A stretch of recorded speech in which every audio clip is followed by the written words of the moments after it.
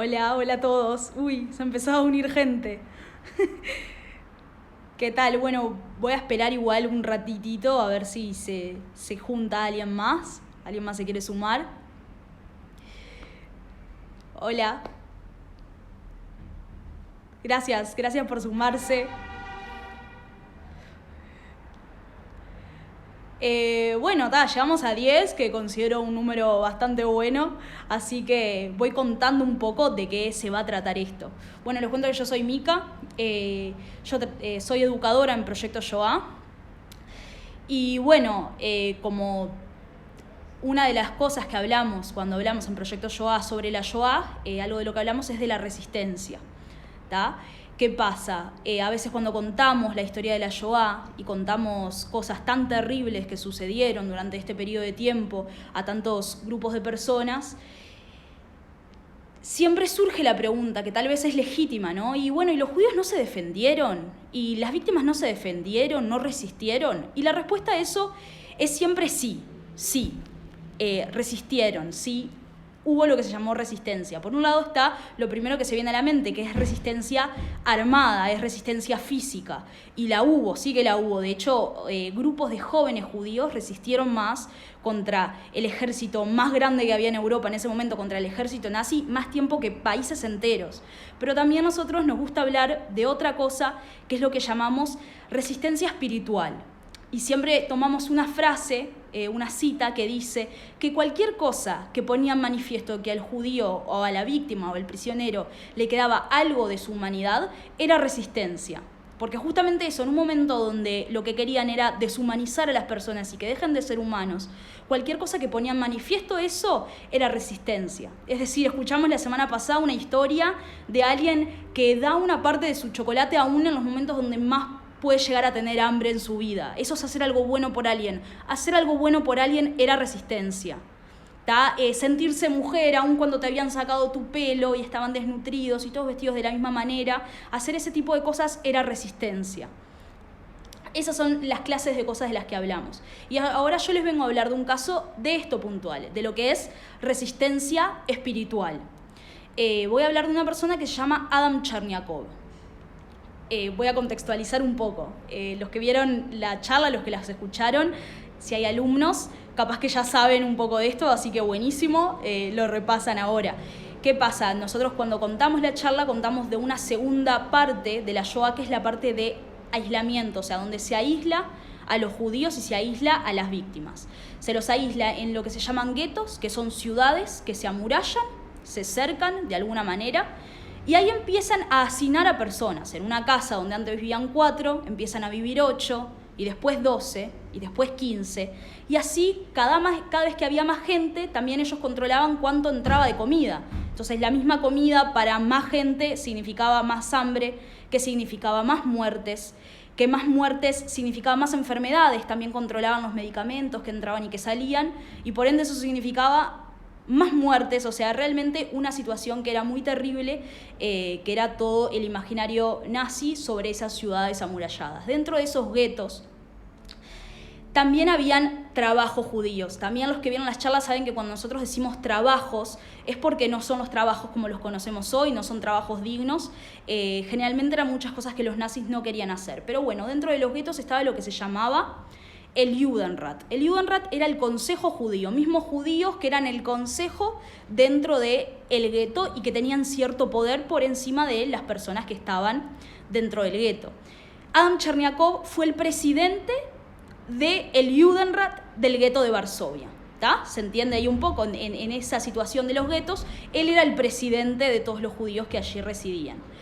Y acá es cuando empieza su resistencia. Su resistencia empieza acá cuando él tenía este cierto poder y sin embargo siempre mantuvo su humildad, siempre mantuvo su trabajo para con el pueblo, hizo un muy buen trabajo, trató de tener más puestos de trabajo para que el gueto viviera lo mejor posible. O sea, piensen que en ese momento servirle más a los nazis significaba una mejor posición en el gueto, que el gueto pueda estar más tiempo, que la gente que vive ahí, si servía más, podían vivir más.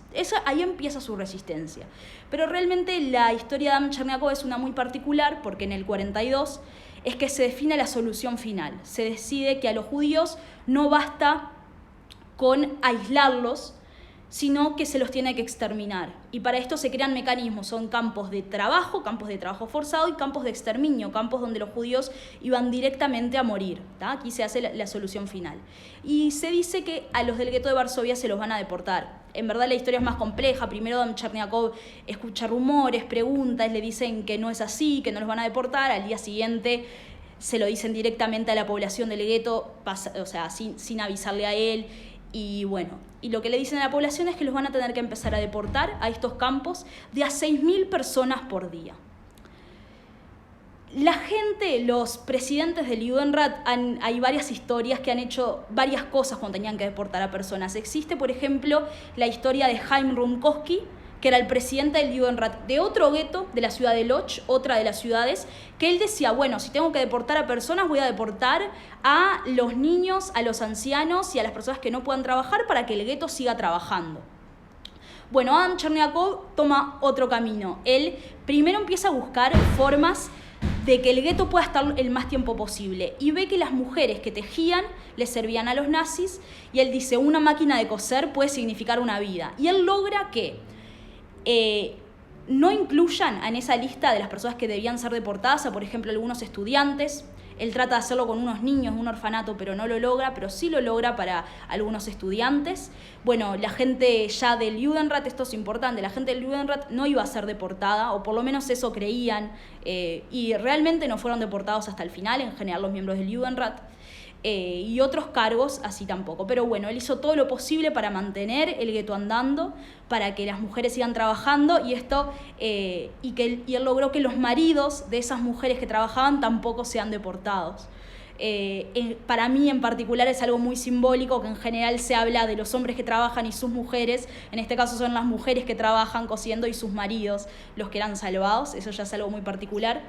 Pero llega el día en que Adam Cherniakov tiene que deportar a 6.000 personas que se tienen que despedir de sus familias e irse a morir seguramente.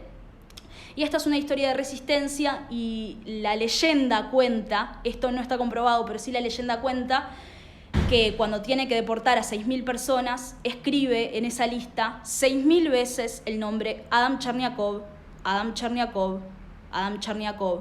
Y ese día se suicida y no deporta a nadie de su pueblo. Eso es lo que cuenta la leyenda. Sin embargo, lo que es verdad es que efectivamente ese día se suicida, de que él no deportó a nadie y que le dejó escrito a su mujer que él no podía matar a gente de su pueblo y que eso no podía estar en sus manos. Y acá viene toda la parte, ¿no?, de análisis y qué nos deja esta historia un poco. Bueno, lo primero que nos deja esta historia, y es también para educadores acá que enseñamos la Shoah, es que una de las bases cuando uno está estudiando y enseñando cosas así tremendas que sucedieron en la historia de la humanidad, como fue la Shoah, es que no se puede juzgar. No se puede juzgar a nadie, uno no puede pensar que se puede poner en ese lugar, no puede decir si lo que hizo está bien o está mal. Adam Cherniakov es lamentablemente una de las personas juzgadas, o sea, se dice, bueno, pero si hubiera quedado, hubiera ayudado a más personas, después de él vino alguien que fue bastante más terrible que él, después de él vino la revolución del gueto de Varsovia y podría haber participado, se dicen un montón de cosas, pero no se puede juzgar. Entonces, sí podemos sacar algunos valores de lo que él realmente hizo y que a mí me parece un acto de resistencia muy grande, que es que los nazis te dicen de hacer algo y esta persona dice que no. Dice que no. Y yo ahí me quedé pensando, porque esta es una de las pocas historias que yo conozco así, de una persona que le ofrecen vivir, que le ofrecen un cargo importante y le ofrecen estar bien en el periodo más triste y más oscuro de la historia, y dice que no.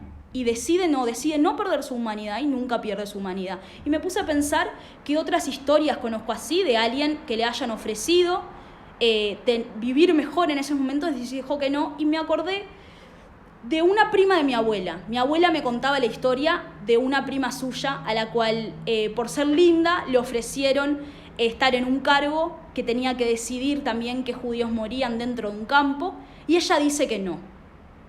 Ella dice que no. A ella la castraron, la torturaron, sobrevivió, por suerte. Es una historia que termina con un final feliz porque ella sobrevivió, pero es una de las personas que dice que no. Y a eso a mí me deja pensando, porque podemos hablar de las personas que estuvieron en el Judenrat, podemos hablar de las personas que fueron Sonderkommando, podemos hablar de las personas que hicieron, pero no podemos tanto hablar de las personas que no hicieron. No tenemos tan testigos, tan claros, tantas historias y anécdotas de personas que hayan resistido de esta manera, no cediendo a ese lugar, ¿no? Eso por un lado, eso es una de las cosas que yo pienso cuando pienso en esta historia de resistencia. ¿Cuántas historias se nos están perdiendo ahí de gente que resistió haciendo eso? O sea, no haciendo lo que los nazis pedían. Que, bueno. Y otra cosa de la que me pongo a pensar es, bueno, ¿y cómo lo podemos llevar al hoy en día? ¿Qué es lo que hacemos en Proyecto Shoah? ¿Existen estos roles? ¿Cómo los llevamos hoy en día? Tenemos esta cuestión terrible, ¿cómo lo tomamos de enseñanza? Y entonces quiero entrar en un concepto particular, que es el concepto que acuña, o sea, que crea Hannah Arendt, que es el concepto de banalidad del mal. Ella trata de explicar por qué, bueno, por qué hay tantos soldados que matan así, por qué se hicieron cosas tan terribles durante este periodo, y ella dice que existía hacer el mal como cosa banal, matar a alguien como si fuera una tarea más, y que al tener una persona de un cargo más alto que vos lo hacías sin dudar mucho, o sea, haciendo el mal como algo banal. Entonces está bueno recordar a estas historias de la gente que no cabe en nuestros estándares, que realmente nunca hizo el mal como algo banal, que no cayó dentro de la banalidad del mal. Justo ahí dije una cosa que yo a veces le decía a unos chicos con los que yo trabajaba, que es que este concepto lo podemos tomar de otras formas y sí hacer el bien como algo banal, hacer el bien todos los días en pequeñas acciones, que este es uno de los mensajes que tenemos en Proyecto Shoah, ¿no? Que es, bueno, uno puede ser rescatador haciendo pequeñas acciones. Eso también es un mensaje que podemos sacar de esta historia de Cherniakov, que es hacer el bien como algo banal. Pero bueno, sí, sobre todo en estos tiempos, también recordarnos de esto, que podemos decir que no cuando una acción no estamos de acuerdo con lo que queremos hacer, que hay formas. Claramente lo de él requería de mucha valentía, fue una persona muy valiente, pero lo podemos hacer en las pequeñas cosas nosotros hoy en día. Podemos no caer ante la banalidad del mal y sí caer ante la banalidad del bien. Bueno, ahora voy a abrir el espacio por si quieren hacer algunas preguntas, si quieren preguntar algo más, tal vez de la historia particular que conté yo de mi familia, si quieren preguntar algo más de lo que es la resistencia, de lo que fue el gueto de Varsovia, de lo que fue Adam Cherniakov, algo más de los guetos. Espero a ver si quieren contar algo más. A ver. Tenemos que ser todos valientes, veo por ahí. Sí, podemos ser valientes y eso es algo que está bueno, que hablamos en Proyecto, ¿no? Que uno puede ser valiente en pequeñas cosas, que acá tenemos las grandes historias de los momentos oscuros de la humanidad, pero que uno puede ser valiente en pequeñas cosas. ¿Hace cuánto estoy en Proyecto Shoah? Bueno, yo entré en 2018, o sea, serían 2 años. En el medio me fui un tiempo, pero estoy hace 2 años. Si querés ser parte, bueno, podés escribir acá en las redes de Proyecto Shoah, que te van a contactar con alguien para que seas parte de Proyecto Shoah. ¿Se me fue? No, ¿verdad? No. Yo tengo una pregunta. ¿Cómo se aplica el no y el ser valientes a las situaciones cotidianas? Bueno, a ver. ¿Es necesario arriesgar la vida para ayudar a alguien? Bueno, tenemos esas 2 preguntas primero que se relacionan. No es necesario salvar vidas para ayudar a alguien, ese es el punto, que con pequeñas acciones uno puede hacer eso. Y que uno pueda aplicar el no, a ver, eso en todos los grupos de amigos. Nosotros en Proyecto Yo hablamos mucho del bullying, de lo que es el bullying. Ahí podés decir que no. Ahí vos, si tenés la chance de ser un cómplice, si alguien te dice, vamos a hacer una broma a tal persona, vamos a hacer esto, vos ahí tenés la chance de decir que no.